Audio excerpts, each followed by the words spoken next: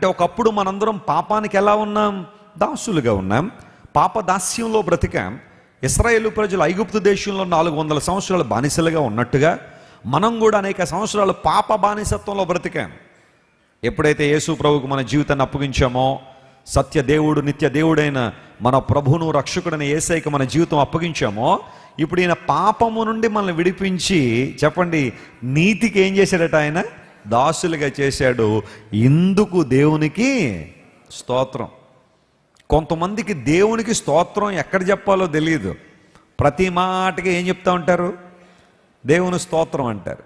అలా ప్రతి మాటకి చెప్పకండి, అతకదు. కొన్నిసార్లు ఒక ఆమెని సాక్ష్యం చెప్పమంటే, మా ఆయన రోజు రోడ్డు మీద తాగి పడిపోతాడని దేవుని స్తోత్రం అండి అందా.